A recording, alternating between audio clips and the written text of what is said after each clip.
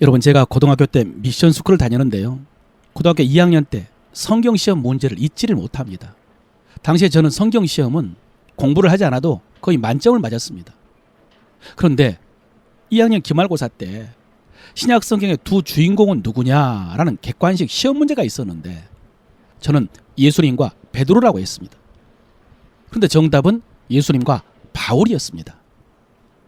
여러분, 이것이 저의 성경 수준이었고 신앙 수준이었습니다. 제 신앙은 복음서 안에 머물러 있었던 것입니다. 여러분, 오늘날 우리 교회 모태신앙 주일학교 출신들이 참 많습니다. 그분들은 믿음의 뿌리가 깊고 또 좀처럼 흔들리지 않은 유익이 있지만은 끝까지 유익하기 위해서는 필요한 시기에 그 신앙이 업그레이드 돼야 됩니다. 업그레이드, 도약, 점프 이런 것 없이 교회 생활만 반복을 하면은 그게 오히려 독이 됩니다. 그분들은 기억이 있는 순간부터 이미 교회를 다니고 있었고 또 예배를 드리고 성경을 공부하고 모임을 하고 교회 생활하는 것이 익숙하지만은 자의식이 생기는 청소년 시기에 소위 인격적으로 주님을 만나야 됩니다. 부모님 따라다니던 신앙에서 자기 신앙을 가져야죠. 학습된 신앙을 넘어서 이제 체험된 신앙으로 구원의 확신이 있어야 됩니다. 성경에 대해서도 지식적으로 성경을 아는 것이 아니라 고백적으로 알아야 됩니다.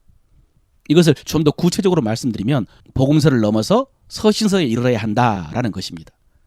어렸을 때는 복음서에서 사건과 인물 중심으로 예수님의 행적에 대해서 배울 수가 있죠. 그러나 장성에서는 특별히 신약의 서신서를 통해서 논리와 고백 중심의 그 믿음의 도리를 배워야 됩니다. 그리고 확신해야 되죠. 이를 위해서 반드시 거쳐야 되는 것이 사도행전이고요. 바울의 전도 여행입니다. 왜냐하면 이 전도 여행이 많은 서신서들의 배경이 되기 때문입니다. 그래서 지난 넉 달 동안 오늘의 만나에서 사도행전을 살펴보았는데 오늘이 마지막이어서 주일 설교로 마무리를 합니다. 오늘 본문에 보면은 바울이 멜리데 섬을 떠나서 로마에 도착하기까지의 여정이 자세히 기록이 되어 있습니다. 자세히 기록된 것은 바로 사도행전을 기록하고 있는 누가가 동행을 했기 때문입니다. 그래서 여기에 우리라는 말이 나옵니다. 28장 11절에 석 달 후에 우리가 그 섬에서 겨울을 난 알렉산드리아 배를 타고 떠나니 그 배의 머리 장식은 디오스구라라 이랬습니다.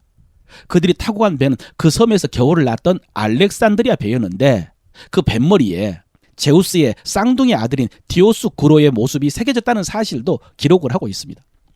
바울 일행은 이 배를 타고 이탈리아의 가장 큰 섬인 시실리에 있는 수라구사에 도착을 했고요. 지도를 보십시오.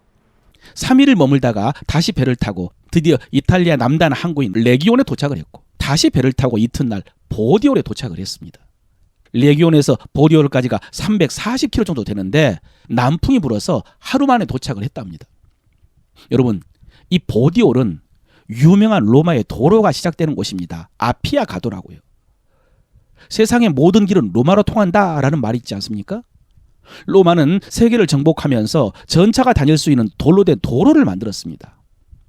이 길을 통해서 로마의 군대가 진군을 하고 또 식민지로부터 전리품과 세금을 거두어가지고 이 길을 통해서 로마로 운반을 했습니다. 그래서 보디올은 우리나라의 부산 정도 되는 것이고 아피아 가도는 경부 고속도로라고 할 수 있습니다. 여기서 바울 일행은 아피아 가도를 따라서 로마를 향해서 가다가 아비오 광장에 도착했다고 했습니다. 여러분, 이 아비오 광장은 로마에서 70km 정도 떨어진 곳에 있는 만남의 광장 같은 곳입니다.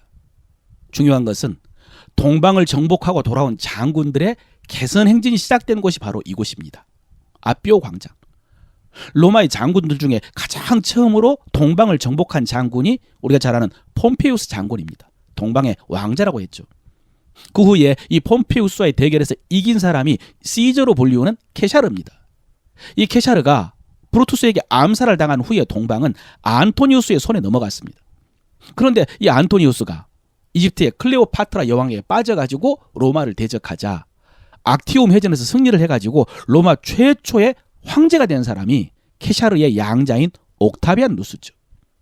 그리고 이들보다 훨씬 전에 카르타고의 영웅인 하니발과 싸워서 이긴 스키피오 장군까지 이 모든 장군들이 동방과 그리스와 아프리카에서 싸우면서 승리를 하고 로마로 돌아올 때 이 아비오 광장에서부터 개선 행진을 시작을 했습니다. 물론 공식적인 환영식은 로마 시내에서 열리지만은 원로원의 대표가 아피오 광장까지 와가지고 개선 장군을 영접을 하고 수많은 시민들이 아피아 가도에 나와서 개선 장군을 환영을 했습니다. 여러분, 이런 아피오 광장에 도착했을 때 이 사도 바울의 심정이 어땠을까요? 주님의 복음을 위해서 평생을 바쳤고 그렇게 로마에 오고 싶었는데, 그런데 미결수의 신분으로 사슬에 묶여서 로마에 온 바울의 심정은 어땠을까요? 이 장면에서 생각나는 이야기가 있습니다. 예화죠. 제가 1988년 충북 영동 송오리에서 CCC 한국 대학생 선교회 여름 수련회 오전 집회 때 홍정길 목사님이 설교를 하셨는데요.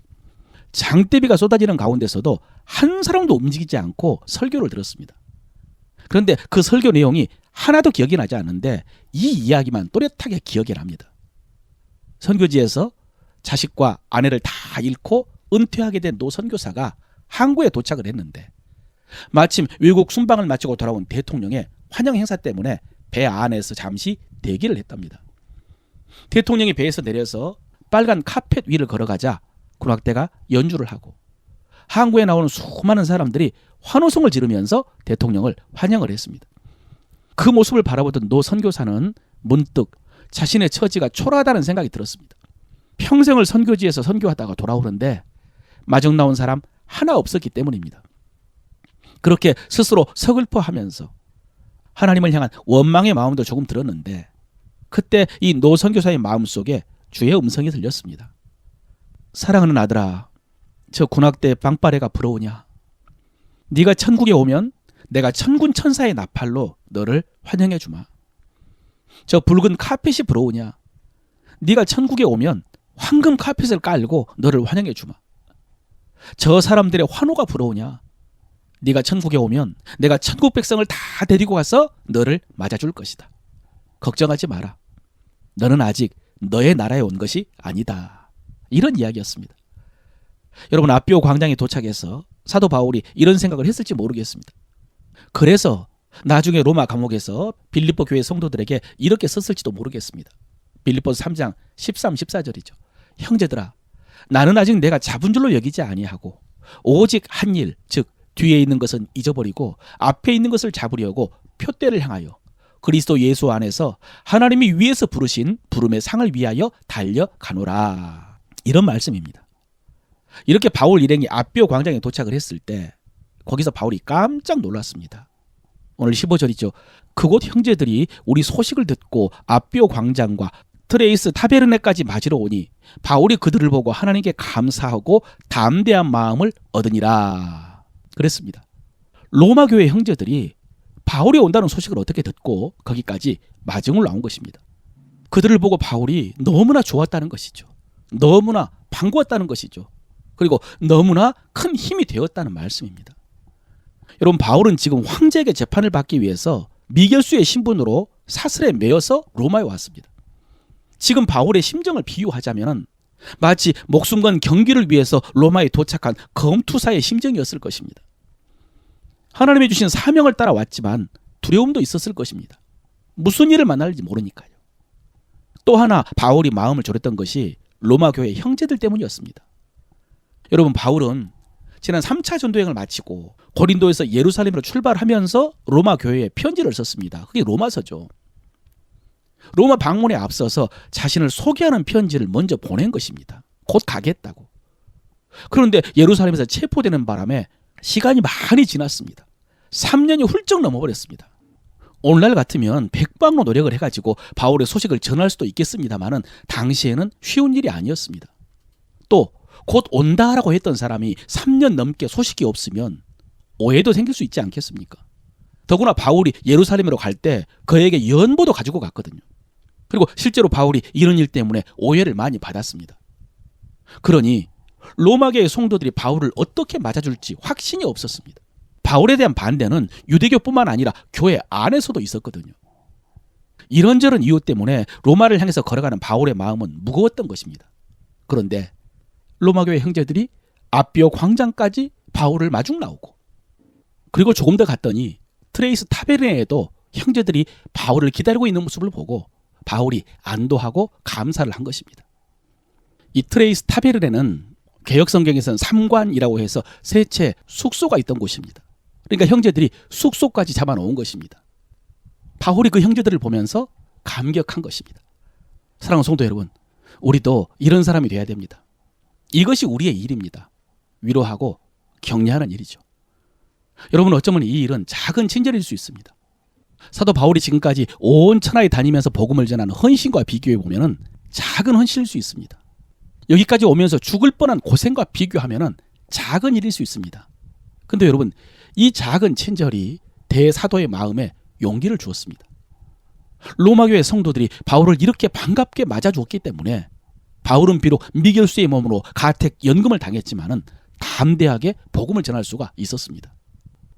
로마로 호송된 바울은 자기를 지키는 한 군사와 따로 있게 했답니다. 황제의 미결수였기 때문에. 그리고 사울 후에 바울은 유대인들 중에 높은 사람들을 청해가지고 자신이 상소한 이유를 밝혔습니다.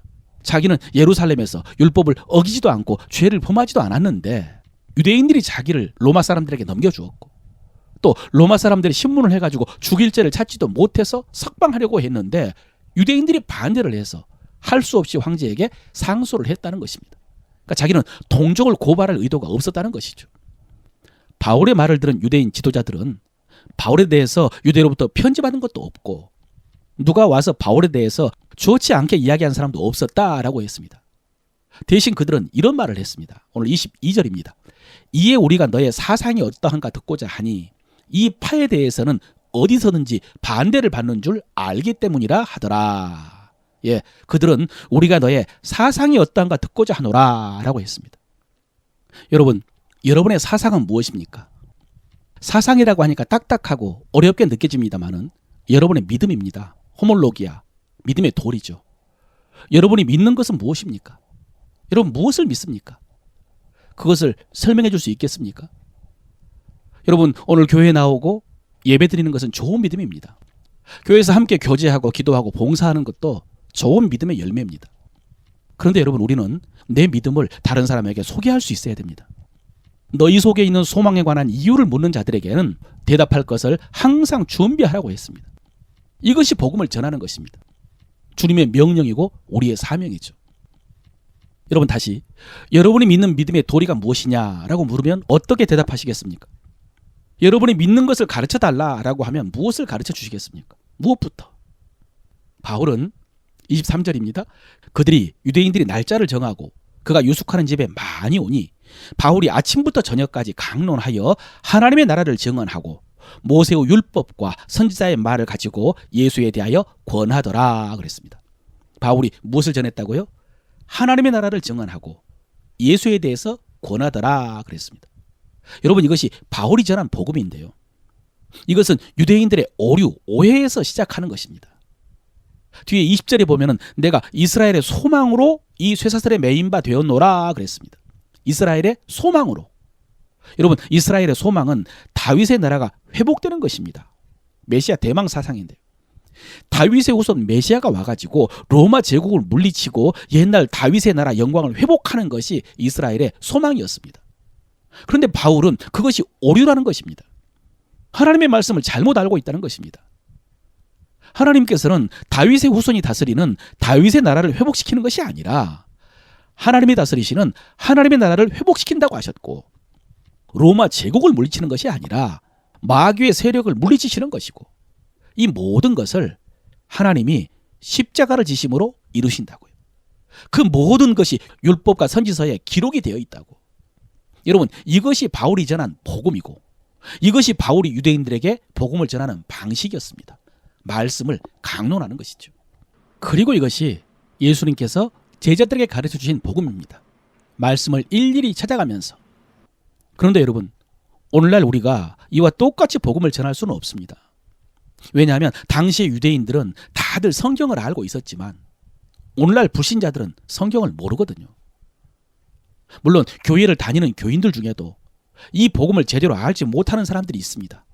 그들에게는 이렇게 말씀을 찾아가면서 하나님 나라 복음을 전할 수 있습니다. 필요합니다. 그런데 성경을 알지 못하는 불신자들에게는 어떻게 될까요? 그들의 문제를 해결해 줘야 됩니다. 묻지도 않은 사람에게 대답해 주는 것이 어려운 것처럼 필요하지 않는 사람에게 예수 믿으라, 교회 나오라 라고 하는 것이 어렵습니다.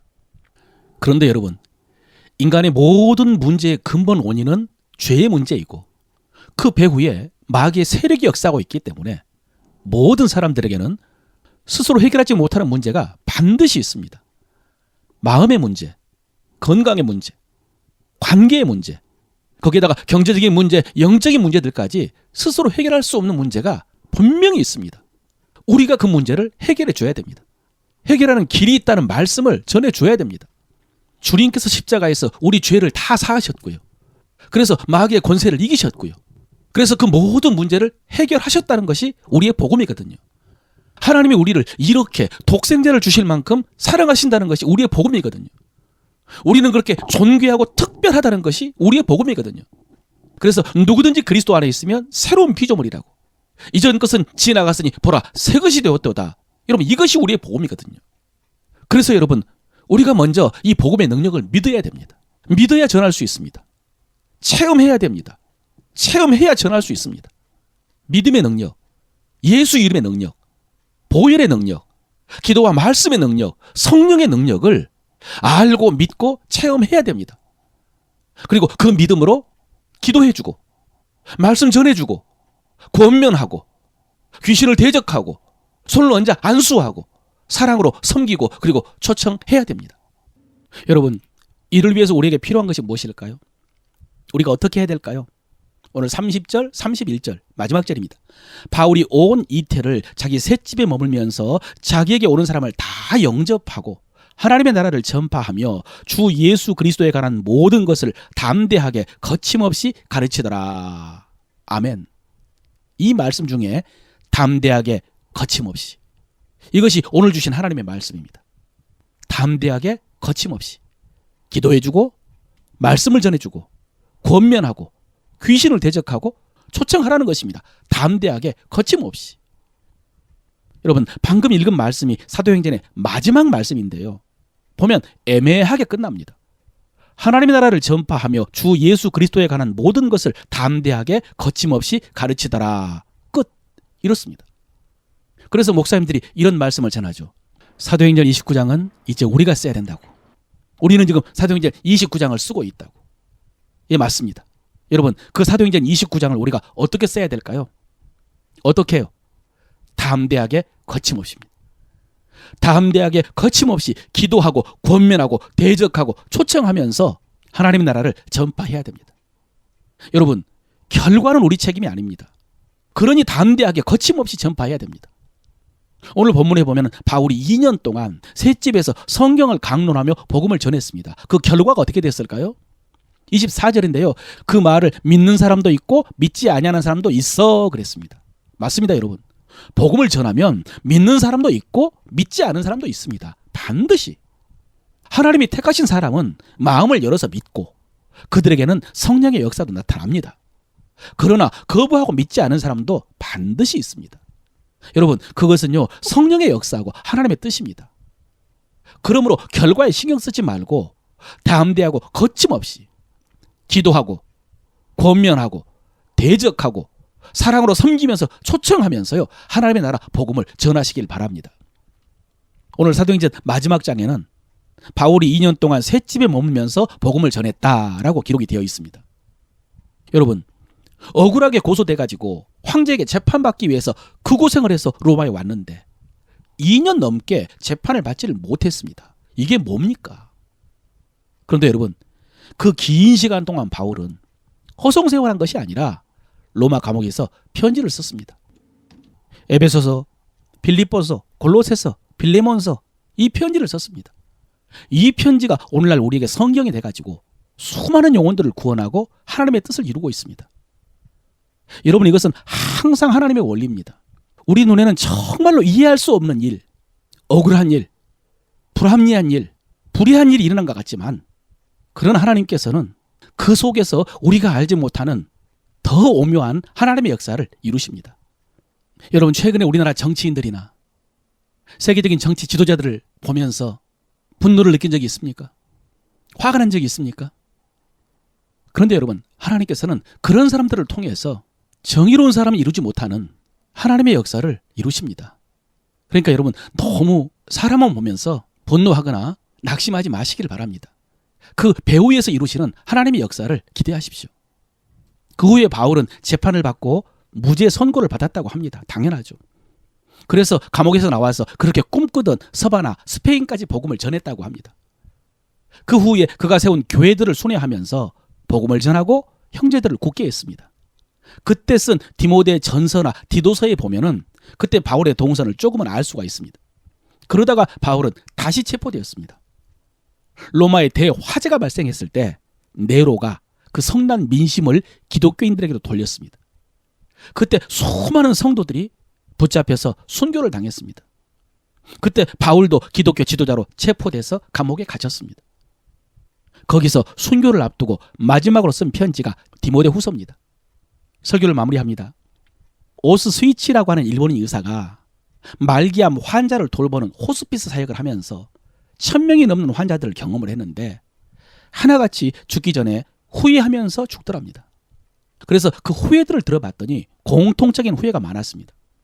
그래서 그것을 정리해서 낸 책이 죽을 때 후회하는 25가지입니다. 그 25가지 후회 중에 첫 번째가요, 사랑하는 사람들에게 고맙다는 말을 많이 못한 것입니다.